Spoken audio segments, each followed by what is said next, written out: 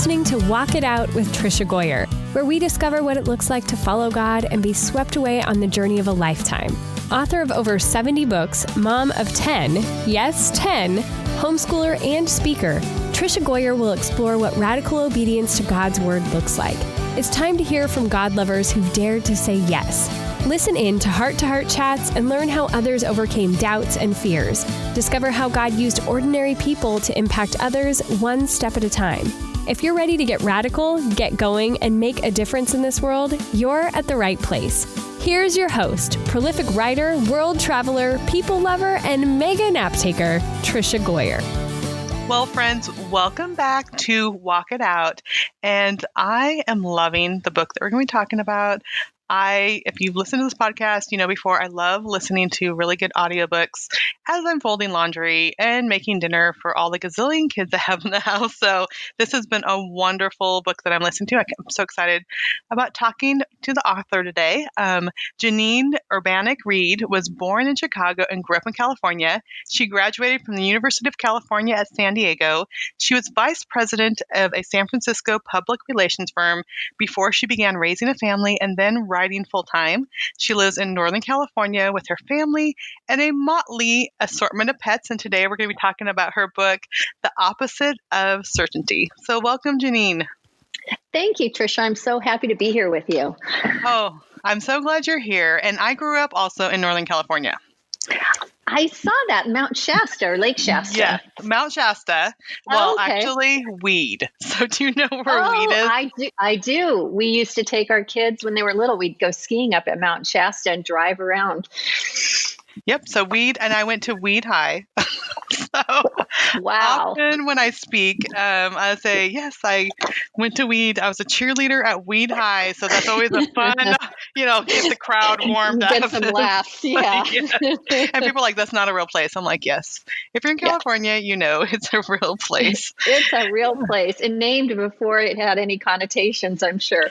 Absolutely. Yeah. My grandma always gets upset because people will laugh. My grandma's 90 and she lives with me still. And she lived in Weed her whole life. And so people laugh. She goes, it was named after Abner Weed. It was his name. She gets really offended if they refer to anything else. But it was so fun. So even reading or listening to your book, like you mentioned something about the manzanita. I'm like, that is such a California thing. Like I live in Arkansas now. No one would even know what I meant if I said manzanita bushes or trees. Yeah. So I just felt it's almost like going home when I was listening. Well, good. A little visit. That's nice. Yes. So I would just love for you to, just share your story and, what I am coming away with is just our desire for control with, I'm a mom, I have 10 kids, 5 still at home, and we just want control. And sometimes we don't have that control. And I think this is perfectly fitting for now in our time in history where so many of us feel like we've lost control. Yeah. But just start by telling your story because, so much of our lives, we think we have control and we could plan, but your life suddenly started going off plan. So tell us about that. Yeah. Well, I grew up with lovely parents. My parents were really young in Chicago, as you said.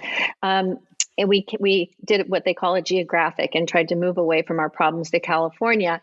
But that obviously has mixed results. We what they say is you bring yourself there, right? Mm-hmm. So my again, lovely parents, but my dad was afflicted with alcoholism. So I grew up in alcoholism, and one of the textbook, characteristics of a child of alcoholic is this need to control. Yeah. Try to make order where it's possible. always anticipating the disorder that's coming. So, we didn't know the name of what was going on in our family. And I grew up, I was an achiever. My mom is a very organized, very, achievement oriented person. There were a lot of, there was some good structure there and a lot of love, but again, a lot of chaos too, because that's the nature of the disease. So my dad got sober when I was in my 20s, and I had been this kind of girl who was, I tried so hard to do everything right.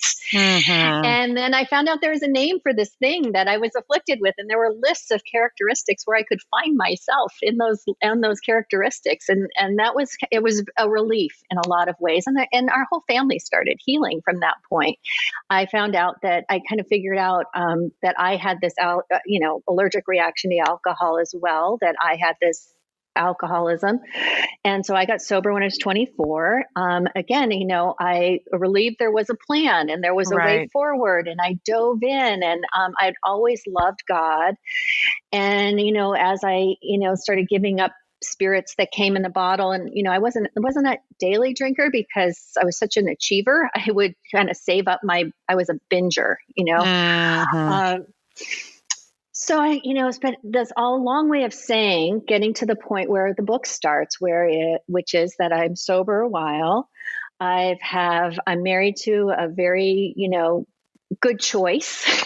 Yeah. I'm married to a good guy. And we have 3 kids, and I am determined. My strategy, even, I have this recovery background, I have a spiritual life, I pray, I ask God for help every day. And I am determined to make sure my kids are never hurt, scared, or scarred. Mm-hmm. And, and I think as moms, we come by this control thing. Even if you don't have this background that I do, we come by it honestly, right? We just want our kids to be okay. We just love these people more than anything in the world. And we just want to do everything we can to protect them. So as I say, then my young son's hand began to shake. And we began this journey of what could be happening. And the book is about what's one of the lines that came out of my hand at one point, and I've been using it over and over, but it's what's real and true when what's real and true can't be happening. That is so good. Now, you talk about, this tremor that started, and at first it was dismissed, so many things. You thought, okay, it's just a normal tremor. It's a low blood sugar, all of these things. When did you discover that there was something more going on? Well, the curious thing with our story is we've been seeing a neurologist. It just goes to show, just how much as a mother, again, so it's this dance of control. Mm-hmm. I need to have good doctors. I find good doctors. I need to trust them. And yet at what point do I question them? So we've been seeing a neurologist for 2 years with Mason's migraine headaches. I'm doing air quotes, and normal tremor. Air quotes for you who are not in my living room with me. Mason's teacher suggested we see a chiropractic neurologist. And, we're in Northern California. We have all kinds of options for alternative medicine. And I thought, what font? Yeah, great. If there's something that, an adjustment, a massage, whatever, I'm down, And the gentleman examined Mason and within a half hour said, this boy needs an MRI. Yeah. And that was, why wouldn't we? And he was so sweet. And I'm in touch with him still. He's such a good practitioner. And he gently said to me, why wouldn't we take a picture? And I was like, oh yeah, why wouldn't we? And I was afraid, of course I was afraid. But ultimately we got that scan back, and that's when our lives jumped track. We were off the track of normal. And so much of my story is trying to get us back on the track of what I think is normal. Yeah. And, you talk about, it is like entering a new world, even going in for the MRI. I mean, there's, sitting in the waiting room, and there's other parents and other kids. And one of our girls that we adopted, she has a autoimmune disease, and for a while was needing to have monthly transfusions. And it's in the same area of the hospital. There's a wonderful children's hospital here in Little Rock. And it's in this wing of the hospital where there's also the cancer patients. And I remember, before we had adopted her, I'd driven by that hospital hundreds of times, never even really thinking about it. And then once we're sitting in there, there's this whole nother world of ups and downs and heartaches and joys within the walls of that hospital. And until you're there and you see, beautiful teenagers, and you just, and some, the the problems are more obvious. But it is a whole another world that we're like, what am I doing here? Did you ever feel that way? Like, how did we go from, driving by on the highway, normal life, to now sitting here? I often felt like my head was like spinning around in a circle on my shoulders. And it was that exact thing of, I remember when my son had his first chemo treatment, his height and weight were no longer being tracked at the pediatrician with the beautiful percentile charts, because he was being weighed and measured in the oncology clinic. And I remember how strange that was, that we were celebrating his growth milestones on that chart, because he's a tall guy and he just couldn't wait to outgrow. And he has survived this tumor. He's 23 right now. But we were, he was so happy to outgrow his big brother. Yeah. And there's this juxtaposition of, these are kids. Right. Now they're, we're in this serious, life-changing, life-threatening situation, and yet we're balancing, these are kids within these walls. So yeah, I often felt like, how did we get here, and how do we get back? For a long time, I thought my job was to get us back, which, I say that I can be like a fish in water, where it was like, what water? Whereas when I'm so focused on getting us back, I can often miss the grace that's in the situation and the miracles that are happening, like boom, boom, boom, all around me, if I'm so focused on that outward goal, that I've made up. Yeah, absolutely. And it reminded me when you said that, they are just kids. You talk about in the book when Mason was, got his first MRI, he's like, "Ooh, cool. Can I have a picture of that?" and to take to my class. And that's exactly like, yes, they're kids. This is big things that are happening, but they are kids in the middle of this. And that totally brought a smile to my face, because I'm like, oh yeah, I can see that happening. Or, we'd be checking out and she'd be like, "Can I have a sticker for all my siblings?" I'm like, we've just been sitting here for 8 hours, and I'm just thinking, I just want to get home. The transfusion's done, and she's like, "Oh, I want stickers to take to all my siblings." I'm like, yeah, they are just kids. And there's something, absolutely. And there's something so beautiful about that ability to be so present in that moment and not bring a lot of baggage to it, right? To be able to be like, yeah, stickers, right? Yes. And enjoy that.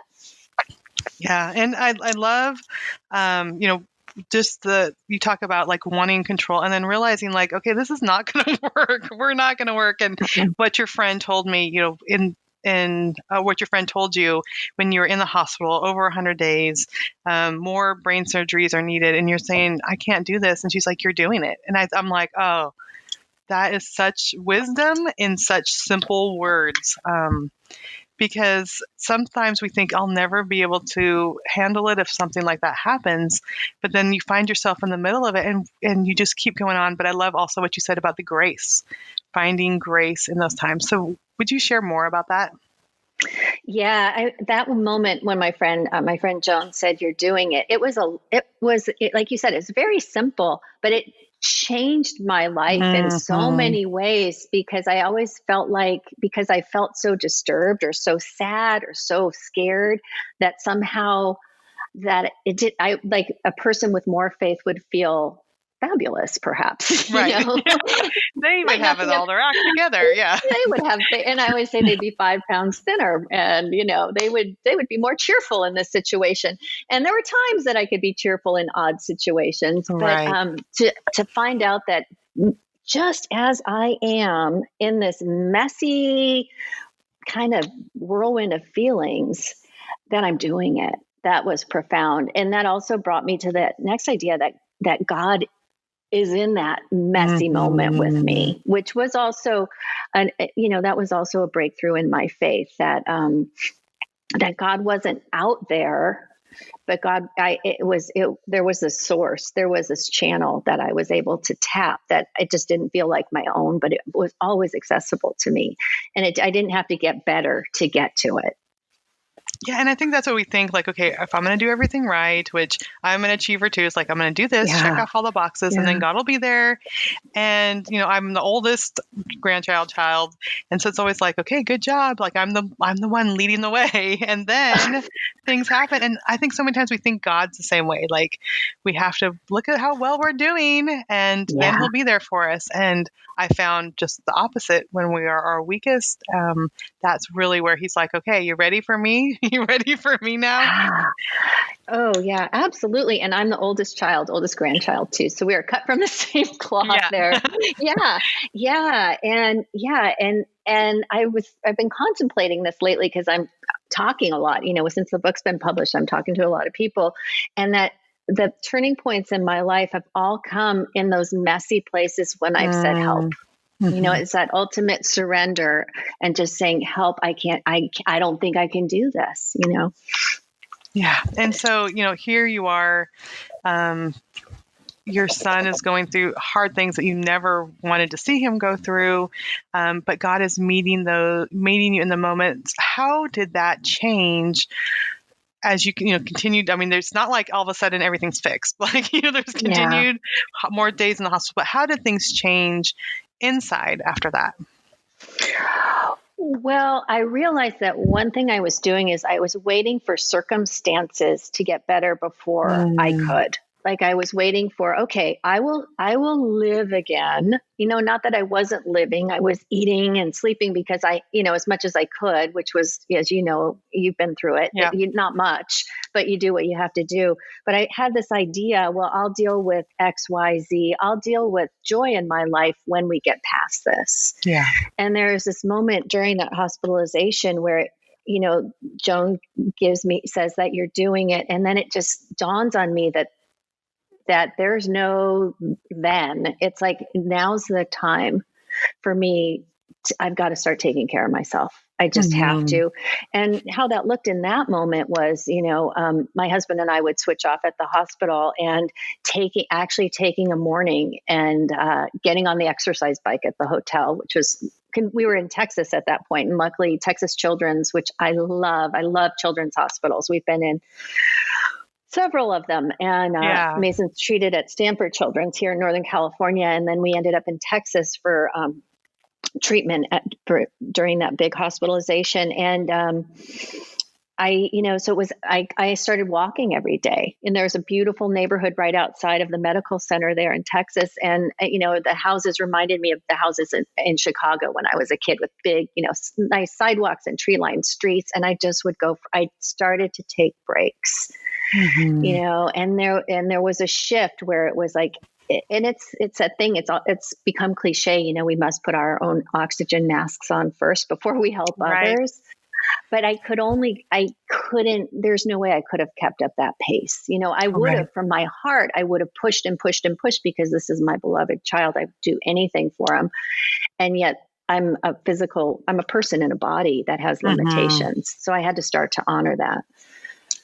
And it really is being present in the moment. And I think that's how we care for ourselves, is realizing, like, I'm going to be present in this walk. I'm going to move our body. Move my body. I'm going to breathe. I'm going to, just kind of, we have to still our heart and care for ourselves, because when we, have these extended medical issues that we just see looming ahead, or questions or worries, our mind will be completely full with that if we allow it. Like, all those things will just press in and press in and press in.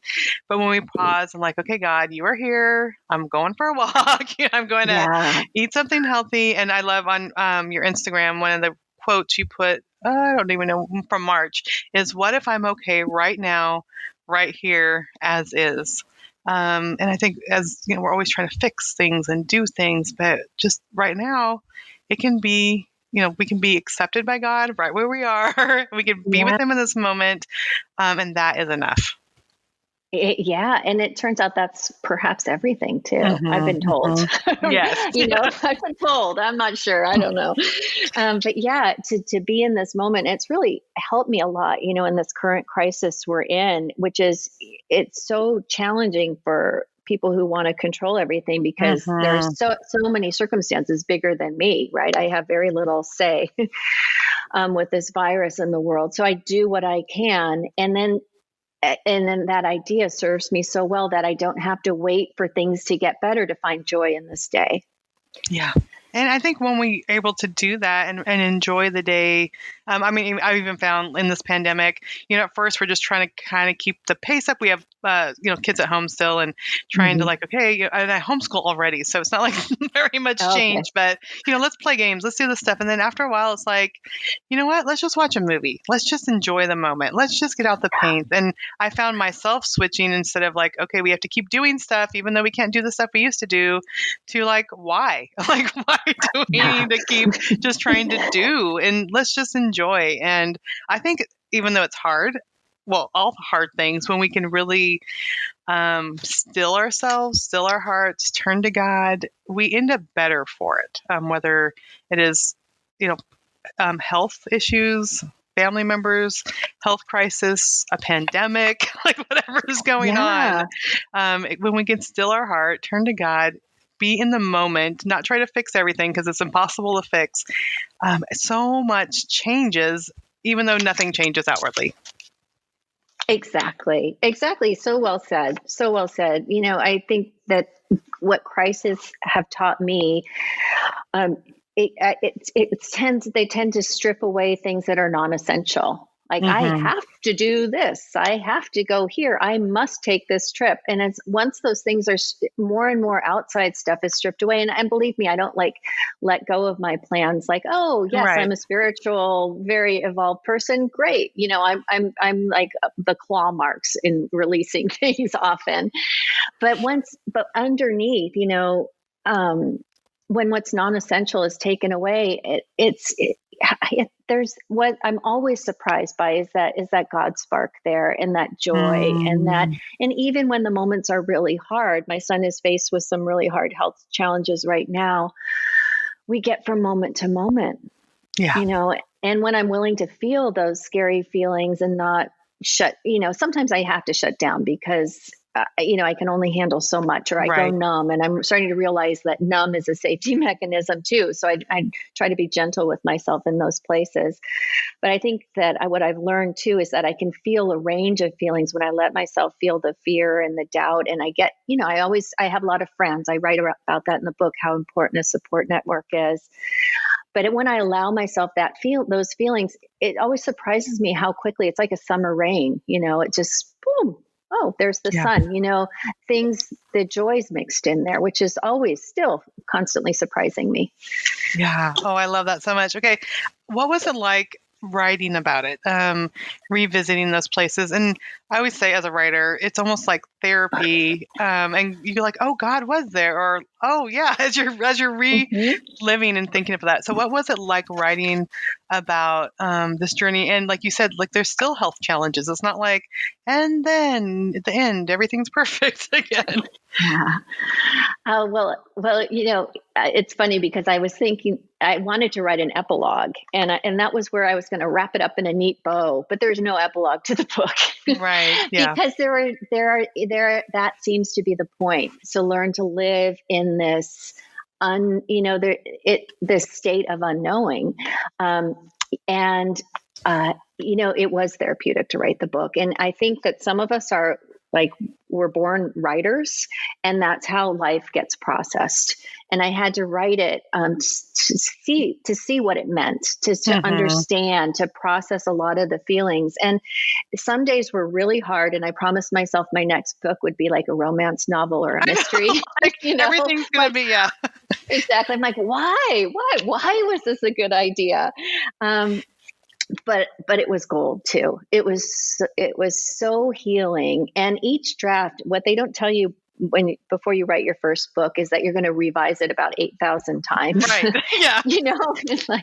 Like my best friend is a writer, and she actually did mention something about that, and I thought she was exaggerating. But what I found was with each edit of the book, with each time I revised the manuscript, I got softer. My heart opened more. I found more compassion for the people in my life. Whereas, sometimes I do have some good stories about people saying really nutty things to us. And that too went through the compassionizer, Right. after enough times through. And I would pray before I wrote too, which I think helps with the healing. Yeah, and it's so true. And editors will make you go deeper. So one of the books I wrote, because after adopting kids from foster care and trauma, I wrote a book called Calming Angry Kids, which is how to help calm kids when you can't even understand why they're angry and all these things. And the editor's like, okay, but how did you feel? Or, it's like, oh, I have to, can't I just say this child was having a tantrum? Like, why do I have to bring my feelings into it? But the editors, because, they're, of course, viewing from the eye of a reader, they make us dig deeper. And I think that is hard work. And I'm sure you could probably say the same thing, but that's a good work too, to realize like, okay, I really need to think about this and process this. And yeah, there was a lot going on there. So it's like, oh, you're really making me dig out my soul with a spoon here. Exactly. So like what it felt like sometimes. Yeah, absolutely. And one of my early drafts came back from an editor, and that was it, right? What she wrote in the margin. What did you feel? What did you feel? And every time I read that, I was like, oh, really? And then it was interesting because that also was, that was a lesson in itself, because I looked at that in my whole life. I've kind of had this, and it probably has something to do with my personality, and it probably has a lot to do with growing up in alcoholism. But I always thought other people kind of came with the manual, and I was making up life as I went, trying to fit in and trying to pass as normal. And so the first pass after that editor said, well, what do you feel here? I remember literally thinking, well, what would a mother feel in that situation? I suppose she would feel afraid. And then I realized, I felt numb. I felt like you could pinch me, and I couldn't feel anything. And I thought, that's the gold. That's where the story dives deeper, because that was where my childhood experiences actually helped me. They're coping skills. I had some coping skills that I would never voiced on anyone else. I would never say this is, I would never say it's worth it, but you know what, you get what you get. And I had some useful coping skills, and I was able to look at that. And also, as you say, I did, and there's this fine tooth combing of the experience that happens when you write about it over and over. And I could relax into it and take some time with the experiences and really see, it's that thing about the fish in the water, the fish going, what water, and me going, what grace, what, the synchronicity of the people who showed up at just the right time. And that's what I call that God. Yeah. Oh, so good. I love it. Now, the foreword is by Anne Lamott. And I remember when I first started writing, my first writers conference was Mount Hermon by Santa Cruz. So right kind of in your neck of the woods. And I remember someone recommended at that conference, Bird by Bird. And that book is still just it was like that book that I read that's like, oh, you can be a writer and not have your act together, but really explore your feelings. I don't know how to explain it, but and what I love, I became a Christian when just turned my heart to God when I was 17 and pregnant in high school. Dropped out, completely messed up, and then I later married a wonderful guy and tried to live the perfect life. And I think so many times we think we need to have our act together, and we needed okay, this is us. We're the perfect family now. And I think reading Anne's words and then reading your words is just a reminder, all of us, it's a process, and it's finding grace in those hard moments and not feeling like we have to have our act together. And I think that's what I love about memoir, is that through someone else's experience, we can say, okay, I don't have to be perfect, and life is hard, and things will be okay, and we can turn to God, and we can find grace in the moment. So all that to say, I just appreciate memoir for that reason. As we're reading someone else's story, it's almost like this dialogue is happening in our own minds of, all right, okay, I can take a deep breath here in my own life. Absolutely, absolutely. I've also always been fascinated by people's stories, and even Hmm. listening to your story right now, I'm like, you've done hard, and it gives me hope that I still, and I've done hard too. I wrote about it, obviously, Yeah. but I need to hear you've done hard and you got through it and you got transformed in a good way by the experience. I think that's a human need we have. And it's so important. And it's so ironic that I, for so long, thought that I had to share my shiny parts with you, Hmm. like the parts and I've realized that we can't really grab onto the shiny parts. Yeah. It's when I put that defensive kind of I'm fine, thank you very much down, and I say, you know what, I'm having a hard day. You know what, I don't know that I can do this. That's when we can connect in that heart place, and I'm open to other people's stories, and I'm open to that hope that's often right in front of me. Yeah. Oh, so good. Okay, let's talk about just Mason and can you share a little bit? Because I want them to read the book. I want them to go through Yeah. the story too. But can you share just a little bit about him and what's happening now? So Mason is 23. He just turned 23 last week, and he had been treated for his tumor 10 years ago and had a really nice run of recovering from a major hemorrhage in his brain, and just kind of getting better and better. And Mm.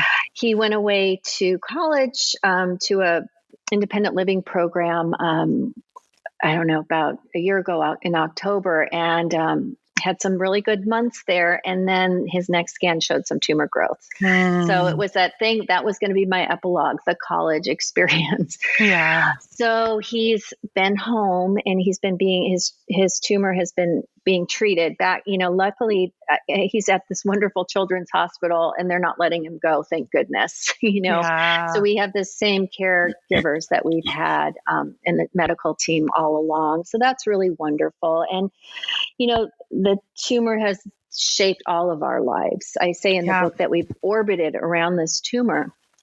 And, and back to the theme of, I never wanted my kids to be hurt, scared, or scarred.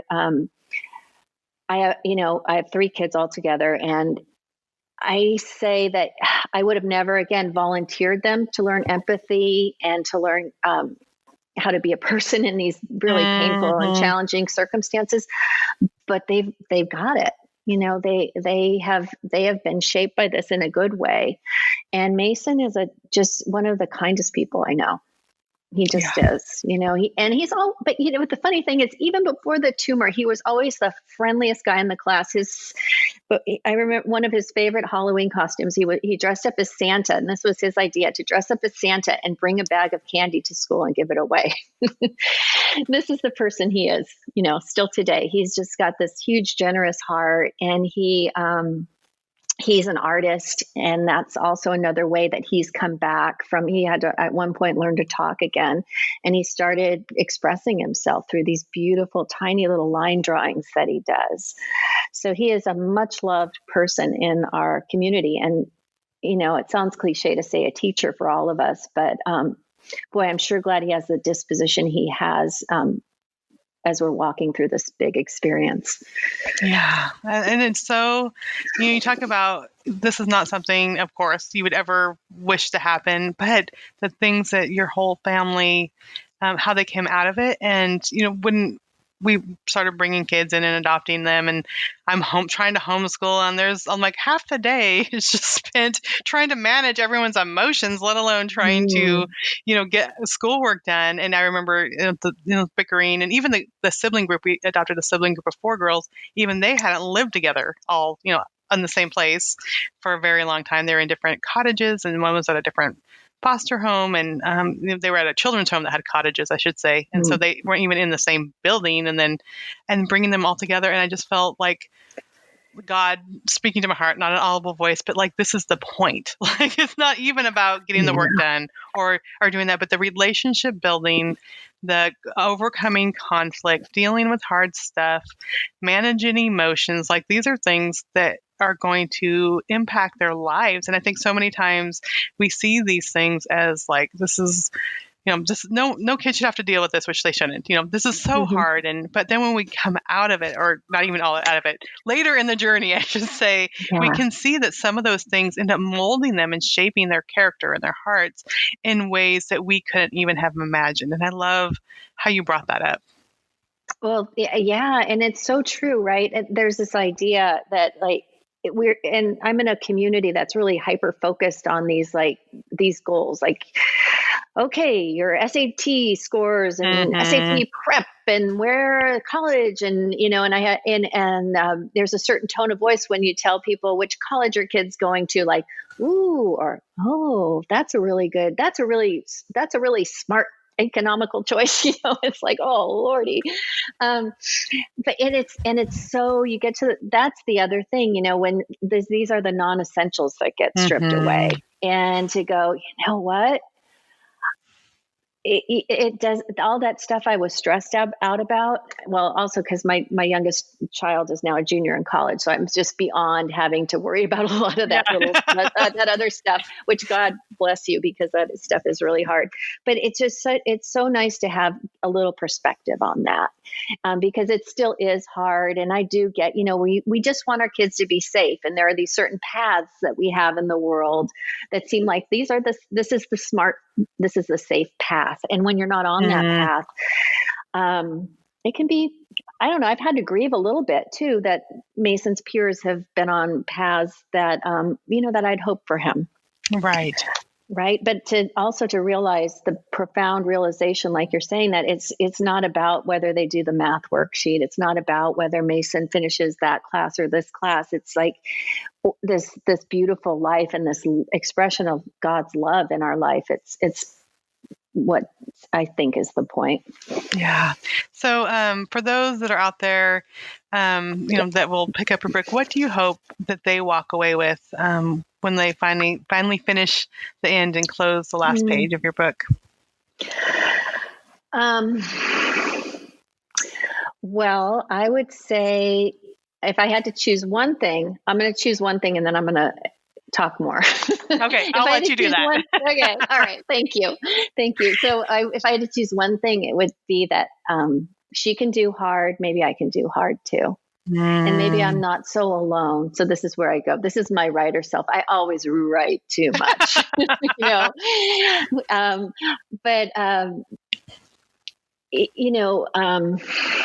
oh God. And I made that joke, and now I can't remember what I was going to say.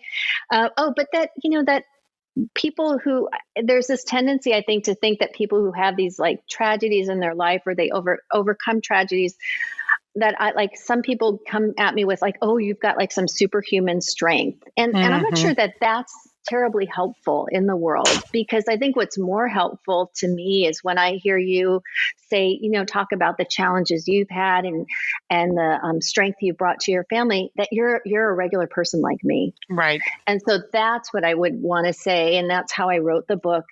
Just tried to really come straight from the heart that, I am just a regular person with a lot of doubts. And that's what the title is a reference to. It's a quote from a guy named Paul Tillich, who's a philosopher. And he said, doubt is not the opposite of faith. It is one element of faith. And that even though my faith didn't feel like it was enough or shiny enough, or that I felt like I should feel differently than I do, that it was always enough. And love, and some people say God is love. I don't know. I mean, I've experienced it. I've experienced God that way. There's always enough love. And it often comes from people and situations that I don't expect it to come from. And that's where I love people's stories, because that's where I'm in. I want to hear those stories. Yeah. And I think it's also, what I'm coming away with, it's, you just have to take care of that day, like that moment. I think so many times it's always, what about this? And what about that? And what's coming next? And what's coming, college or this or that. And it's like, we have the moment. We don't need to go there. And I tell this to my teens all the time. They'll start going off and, I don't have a boyfriend. I'm never going to get married. I'm like, you're worrying about things that'll probably never happen. So, and maybe it might be, but if it does happen that way, you'll be able to deal with it in that day. And I think so many times our minds just go in places, and we spend a lot of time losing perspective, losing hope, losing peace, losing joy, because our minds are carrying us into a future that, we're trying to predict. I tell my kids too, you're a great fiction writer. You're coming up with all kinds of stuff that could happen in the future. Let's just think about today. Let's just focus on today. And I think that's, I love how you said, if she could do hard things, I could do hard things. And if she can realize that there's grace in the moment, then I can realize there's grace in the moment too. Yeah. And that we're not alone. I mean, that's what's so wonderful. I'm so enjoying our conversation. I mean, we've just met, and it's just that heart connection, which is what I've always longed for. That's what I've always wanted in my life. Yeah, I love it. Oh, well, Janine, I'm so glad you were here today, and I loved our conversation. I'm enjoying listening to it on audiobook, and but just thank you for opening your heart and sharing your story, and then sharing it with us today. So where can people connect with you online? So I have a website, theoppositeofcertainty.com. And then I'm also on social media, Janine Urbaniak Reid, Janine U Reid on Twitter, and I'm on those platforms regularly. Thank you so much, and we'll have all that in the show notes too, so people can connect with you. But thank you so much for being here. Thank you, Tricia. It was wonderful to talk with you. Friends, I am so thankful for Janine sharing her story. I just know that she faced so much heartbreak, and really when you're reading the book, you could discover just how, as you can imagine, how hard it was through all those dark, dark seasons. And just when it seemed like there'd be a glimmer of hope, they'd receive more bad news.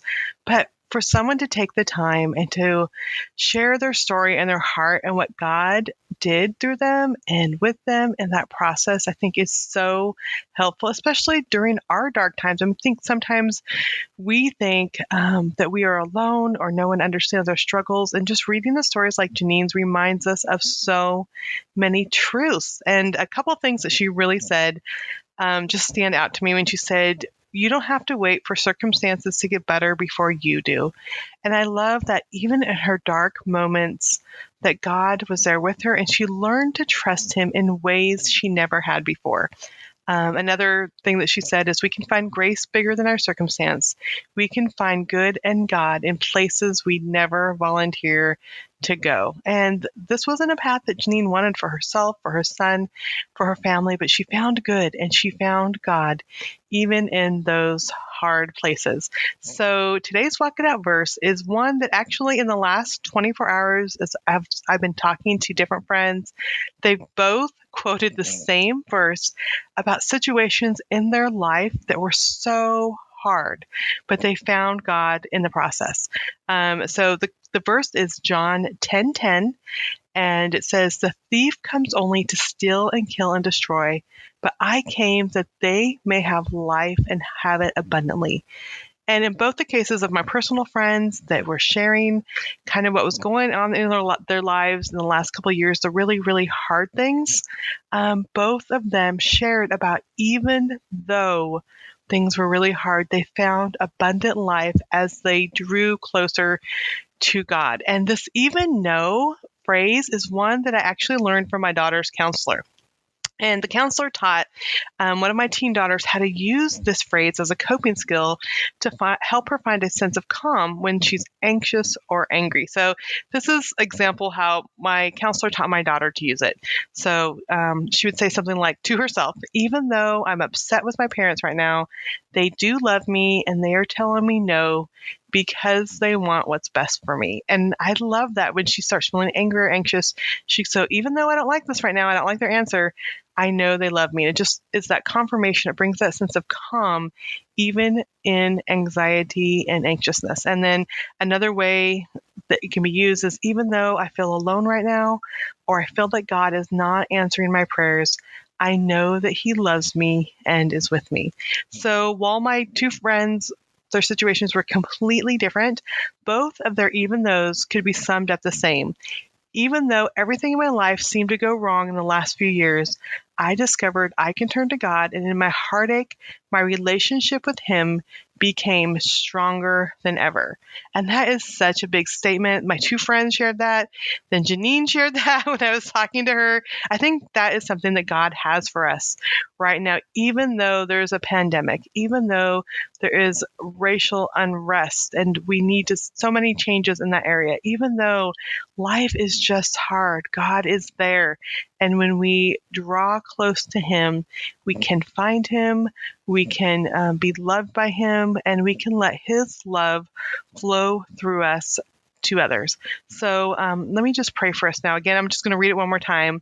John 10:10, the thief comes only to steal and kill and destroy. I came that they may have life and have it abundantly.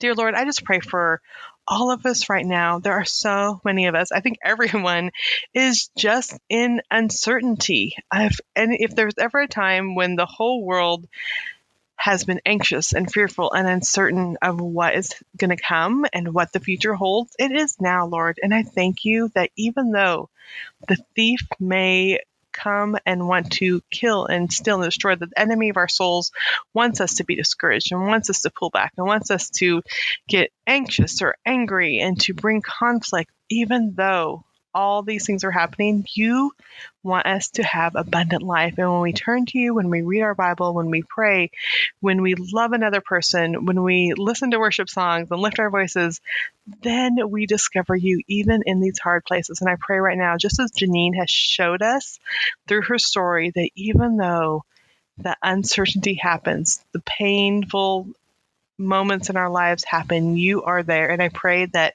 in these dark times, your light may shine bright and we may draw close to you in ways that we have never experienced before. I pray for Janine. I pray for Mason. I pray for his light to shine. I pray for continued healing in his body. I pray for him to be an example to so many people of your goodness, Lord. I thank you for Janine's voice and how she's sharing, how she found you even in hard and dark places. I pray a blessing over her book and her family today.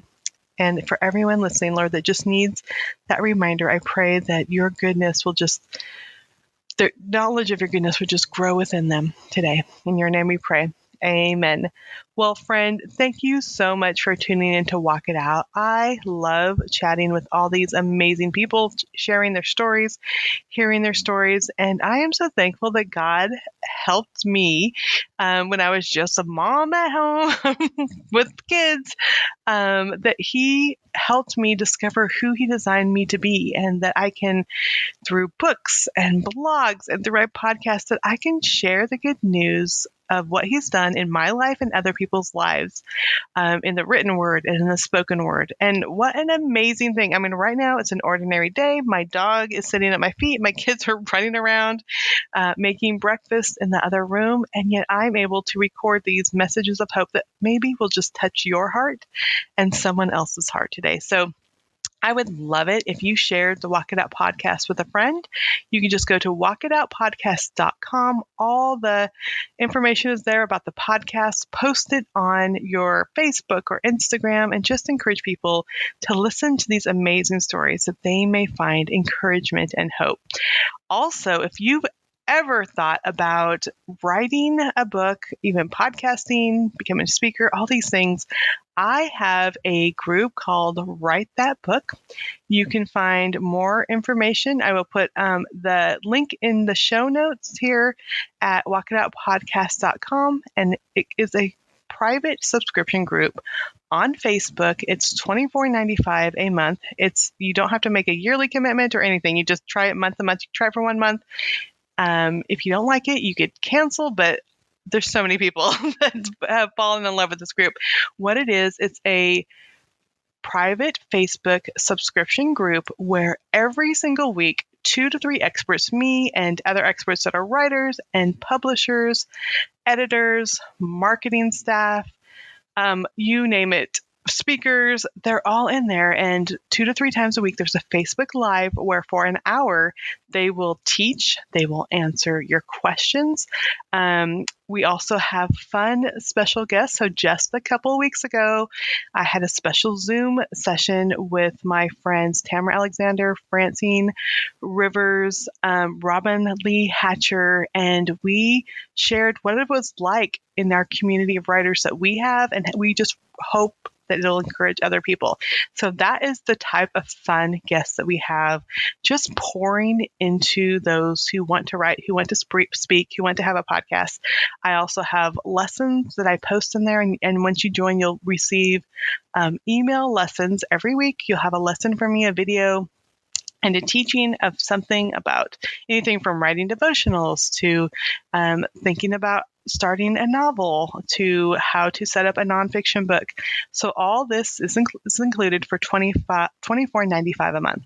And really, I wanted to make it inexpensive because I know how hard it is. As I was a mom with 3 little kids at home when I started writing, how hard it is to just invest that in ourselves. So I wanted to make it easy, and I know you will love it. So again, the link to the information is in the show notes. And again, it is Write That Book with Trisha Goyer. Just go to walkitoutpodcast.com and you'll find all the information.